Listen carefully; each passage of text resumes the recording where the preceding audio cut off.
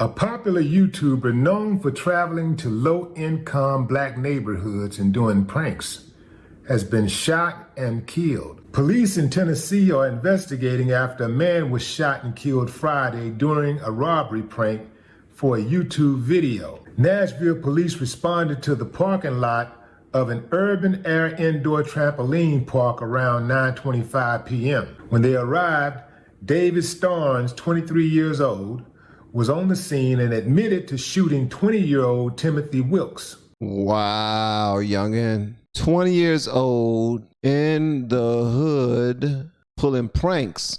Robbery pranks, bro? I mean, if you get away with it, then you are going to go viral. People are going to wonder if you're nuts, if you're crazy, if like what's going on with you for real. But there are those times like this one where stuff goes wrong. Witnesses told police that Timothy and a friend were participating in a prank robbery on YouTube when they approached a group of people, including David, with butcher knives. David said he believed his life was in danger, so he pulled out his legal firearm and fired on Timothy, killing him. As he should. Anybody who is approached by anyone with a butcher's knife and you're in a carry state and you have a gun, shoot them. Period. That's what the police would do. I seen this one guy, he was on top of a lady in Baltimore. We did a video about it. This one dude was on top of a lady in Baltimore, and police was called about this incident. And when they saw him on top of the lady, apparently he was about to stab her. They shot him, not once, not twice, but more than 10 times. They emptied a magazine on this guy until he stopped moving. And they say that they did that because they wanted to make sure that he was no longer a threat. So if this applies for the police, and this was in Baltimore, and apparently this guy was an activist, but on this particular day, he was an activist. He used to, wherever someone was shot in Baltimore, in the city of, in Baltimore City, he will go to that place that they were shot, and usually there's some teddy bears, flowers, old balloons or something like that in that space where the person was shot, because they would give them something just to, I guess, celebrate the life of the person who was killed right there. And he would spray paint on whatever building in that area, no shoot zone. So he would try to get people to no longer, you know, commit these heinous crimes on one another. So he was actually an activist against violent crime in Baltimore. And there was no shoot zones spray painted all over Baltimore because a lot of people was getting shot, and he was spray painting them. But on this particular day, he was on top of, I believe, what used to be his girlfriend, and he had a big old knife, and it looked like he was about to do something bad to her. And he was shot more than 10 times by the police because he was still moving. And they wanted to make sure that he was no longer a threat. So if someone walks up to you and they have a knife and they're acting as if they are about to harm you with that knife, and you just so happen to have a gun, and it's a legal gun, like they say, don't bring a knife to a gunfight. You shoot them, period. That's how they go.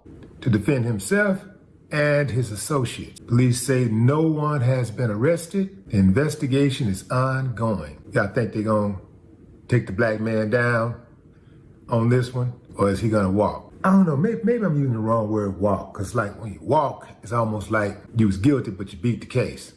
I don't think the guy is guilty at all. He did what I would have done. Don't play with me like that. You know, don't come up on me with no knives under any circumstances. You're talking about robbery. If I get the drop on you, I'm gonna get you. No ifs, ands, or buts about it. So this is really, really one of those type of cases where this guy died in vain. He did. He did. Play stupid games, collect your stupid prizes at the door. And this time, the door was heaven's door. That's what they say. You play stupid games, get stupid prizes. He played a stupid game. And it's highly unfortunate because this internet stuff is really enticing these young people to get out there and do the craziest things ever just for likes, follows, and retweets. Someone once asked me, somebody just now asked me again. They asked me a lot, actually, on Twitter, on Instagram, on my website, LFRFamily.com. They will reach out to me just to ask me, yo, what does LFR mean? It means likes, follows, and retweets. All right, that's what it means. I used to have a podcast that's still out there. It's on Apple Podcasts, Spotify, and Anchor. Free podcasts I used to listen. I mean, I used to record all the time through my phone, and I'm about to get back to it because I had a bunch of enjoyment doing it. Hopefully you guys can check it out. But I'm certain that if anybody goes back and really dissect my podcast, I could potentially be canceled before I even get started.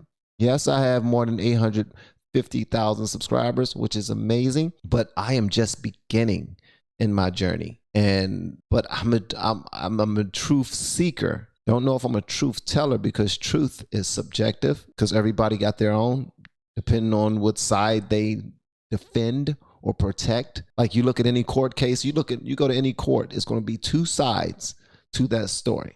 It's going to be defense, and it's going to be the people who are arguing the case trying to get you taken down. And they both have their set of facts, their sets of truths that they're trying to present to the judge and the jury in order to win their case. LFR means likes, follows, retweets. The reason why I brought that up is because that's what people would do anything for it. For some likes, follows, for some clout, just so they can be known going to these dangerous neighborhoods, doing some dumb stuff, and you want to do it too. That's somebody's baby boy, man, 20 years old. My youngest son is 21. That's a baby. And he didn't have any ill intent, but if you walk up to anybody with a knife, they're going to assume you got ill intent. And some people are not going to take it lightly and just laugh it off like, man, you scared the mess out of me. I thought you was about to stab me for real. You crazy, man. Yeah, I'll take a selfie with you. You wild, man. Get on up out of here. Yeah, I'll subscribe to your channel. No, not everybody rock like that. Some people are going to think that you're serious and they're going to shoot you. Hopefully people out there, young people, old people, anyone out there who's considering doing the same type of things just for some clout, just for some likes, for some follows, so for some retweets, subscriptions, or to start a career on social media, you want to do something stupid like that? Think about it again. Just think again. Consider your family. Consider your freedom. Consider your future. Consider another occupation, because this social media stuff is just smoke and mirrors. Don't be willing to die for this. I'm not willing to die for no social media. That's unfortunate, man. And I would have really felt bad for the guy.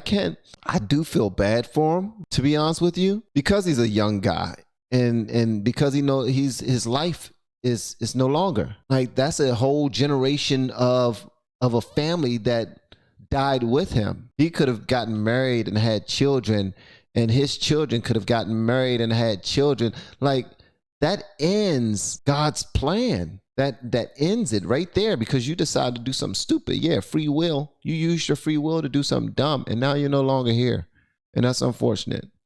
And the young man that shot and killed somebody, he's going to go through this his entire life. Yeah, he got away, and he was not got away, because saying he got away implies that he did something wrong and he escaped. No, he walked away from the situation with his life intact, still healthy and everything. But taking someone's life, he's never going to stop thinking about that. He's going to always remember that. That might even haunt him for the rest of his life. That will impact him in how he lived the remainder of his life. So it didn't only impact just one person. Even the young guy who died, that impacted his mom, his dad, his siblings, if he had any, his friends, his teachers, people who knew him from school, the administrators at the schools that he went to. You never know what type of programs and clubs he was a part of. That impacts a whole lot of people. Take that into account before you go out there doing dumb stuff, man.